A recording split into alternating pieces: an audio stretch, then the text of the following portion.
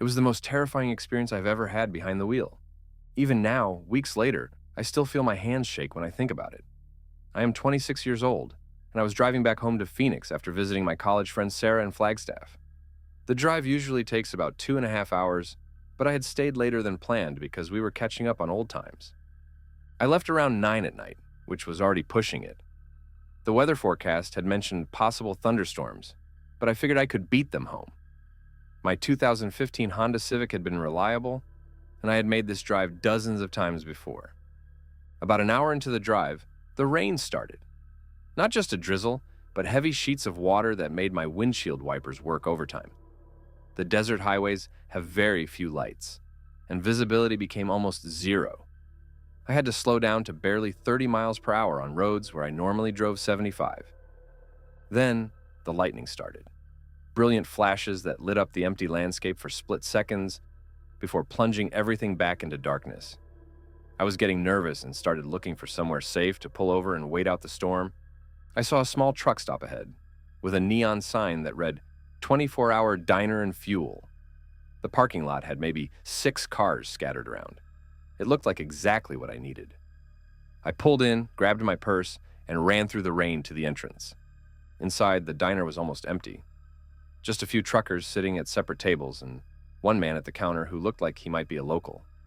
The waitress, a woman in her 50s with tired eyes, seated me at a booth near the window where I could keep an eye on my car. I ordered coffee and asked about the storm. She said it was supposed to last most of the night, and that several people had already decided to wait it out here rather than risk driving. She mentioned there was a small motel attached to the back of the truck stop if I wanted to get a room. While she was talking, I noticed the man at the counter had turned around and was listening to our conversation. He was probably in his 40s, wearing a baseball cap and a flannel shirt. When the waitress walked away, he got up and came over to my table. He introduced himself as Dale and said he was a local who knew these storms well. He told me that this particular stretch of highway becomes dangerous during heavy rain because of flash flooding in the washes. He said I was smart to stop and that the motel was clean and cheap if I decided to stay the night. Something about the way he lingered at my table made me uncomfortable. He asked where I was headed, and I gave him a vague answer about traveling south. He nodded and said he was probably going to get a room too, since he lived in a mobile home that did not handle storms well. I thanked him and turned back to my coffee, hoping he would take the hint. He did go back to the counter, but I could feel him glancing over at me every few minutes. I decided to get a room and try to leave early in the morning when the weather cleared. The motel clerk was the same tired waitress from the diner. She gave me a key to room 12 and told me it was around the back of the building. I drove my car around and parked directly in front of my room. The rain was still coming down hard, and I had to make several trips to get my overnight bag and laptop bag inside. The room was basic but clean. A double bed, a small table, and a bathroom that smelled like industrial cleaner. I locked the door and put the chain lock on as well. The storm was getting worse, with thunder that shook the windows and lightning that lit up the room every few seconds. I tried to call my roommate to let her know I was safe, but there was no cell service. The motel had free internet, so I connected my laptop and sent her an email instead. I also checked the weather radar, which showed the storm system was huge and slow-moving. Around midnight, I was lying in bed trying to fall asleep when I heard a car door slam outside. Through the thin curtains, I could see someone walking around the parking area with a flashlight. The beam of light passed by my window several times, and I heard footsteps on the concrete walkway outside my door. I held my breath and stayed completely still. The footsteps stopped right outside my room. I could see the shadow of someone standing there under the small light by my door. Then, I heard the quiet sound of someone trying my door handle. My heart started racing. I grabbed my phone, but there was still no signal. The person outside tried the handle again, and I heard a soft knock. Not the kind of knock someone makes when they want to wake you up, but the kind they make when they are testing to see if you are awake. I did not answer. After what felt like forever, the footsteps moved away. I crept to the window and peered through a gap in the curtains. Dale was walking back to a pickup truck I had not noticed before. But instead of getting in and leaving, he sat in the driver's seat with the door open, like he was waiting for something. I stayed awake all night, checking the window every few minutes. His truck was there until about 5 a.m, when the rain finally started to let up. I watched him drive away and I waited another hour before I felt safe enough to pack up and leave. I drove straight home without stopping, checking my mirrors constantly. When I got to Phoenix, I called the truck stop to report what had happened. The woman who answered said they would look into it, but she did not sound very concerned. She said people sometimes get confused about which room is theirs, especially after drinking. I know what I experienced was not confusion. I have never felt so vulnerable and alone as I did that night. I still take that highway to visit Sarah, but I always make sure to leave in the morning and arrive before dark. Some experiences change how you see the world, and that night changed how I see the kindness of strangers. The call came at 3 in the afternoon on a Tuesday. My father had suffered a massive heart attack and was in intensive care at Regional Medical Center, 400 miles away. The voice on the phone belonged to my aunt, and she spoke carefully like she was walking on glass. "He's asking for you," she said, which surprised me more than it should have. We hadn't spoken in over 2 years. Not since the argument that split our family down the middle. Not since I told him exactly what I thought about his drinking and walked out of his house for what I assumed would be the last time. But guilt is a powerful thing, and despite everything, he was still my father. I threw some clothes in a bag, called in sick to work, and hit the road by 5 that evening. The drive would take me through the night, probably getting me there around 3 in the morning. I should have waited until the next day, but something in my aunt's voice told me time was running short. Plus, I'd been putting off this conversation for 2 years already. I couldn't put it off any longer. The first few hours went smoothly. I grabbed a large coffee and a sandwich at a gas station and settled in for the long haul. The highway stretched ahead of me, mostly empty, except for the occasional truck or late commuter heading home. My mind kept racing with all the things I wanted to say to him, all the things I should have said years ago. The anger was still there, buried under layers of worry and regret. I had rehearsed this conversation 1,000 times in my head, but now that it might actually happen, I felt completely unprepared. I was about 3 hours into the drive when fatigue started creeping in. I had worked a full day before leaving, and the emotional weight of the situation was exhausting. But I pressed on, knowing that every minute counted. It was around 10:30 when I saw him for the first time. An elderly man stood on the shoulder of the highway, perfectly still, wearing a brown jacket and dark pants. His white hair caught the light from my headlights as I passed. What struck me as odd was that he wasn't walking or looking for help. He was just standing there, facing the road, watching cars pass by. I glanced in my rearview mirror, but the darkness had already swallowed him up. It was strange, but I figured maybe his car had broken down and he was waiting for assistance. Cell service was spotty out here. I turned up the radio and tried to focus on the road ahead. The coffee was wearing off, and I could feel my eyelids getting heavy. I rolled down the windows, letting the cool night air wake me up. About 20 minutes later, I saw him again. This time he was standing near an overpass, in almost the exact same position as before. Same brown jacket, same white hair, same eerily still posture. But this was impossible. There was no way the same person could be 20 miles ahead of me on the highway. My heart started beating faster. I slowed down as I approached, trying to get a better look at his face, but as my headlights illuminated the spot where he stood, there was nothing there. Just empty roadside and tall grass swaying in the wind. I pulled over and sat there for a moment, hands gripping the steering wheel. This was exactly the kind of thing that happened when you drove tired. Your mind played tricks on you. I had been stressed about seeing my father, worried about what I would find at the hospital, guilty about the time we had lost. It made sense that my brain would start seeing things. I needed more caffeine. The next exit had a 24-hour truck stop, so I pulled off and bought another coffee. While I was inside, I splashed cold water on my face and tried to shake off the weird feeling that had settled over me. When I walked back to my car, I froze. There he was again, standing under one of the parking lot lights. This time I could see his face clearly. He looked to be in his 70s, with deep wrinkles and tired eyes. His expression was neutral, but there was something unsettling about the way he stared directly at me. Not through me or past me, but right at me, like he knew exactly who I was. I blinked hard and looked again. He was gone. My hands were shaking as I got back in the car. This was getting ridiculous. I was clearly more exhausted than I had realized. The smart thing to do would be to find a motel and get some sleep, but I couldn't afford to wait. The doctors had made it clear that my father might not make it through the night. I forced myself to keep driving, but every shadow on the roadside made me nervous. Every sign or fence post in my peripheral vision looked like a person standing there. I turned off the radio, needing to focus completely on staying alert and getting to the hospital. An hour later, the exhaustion was winning. My eyes kept wanting to close, and I found myself drifting between lanes.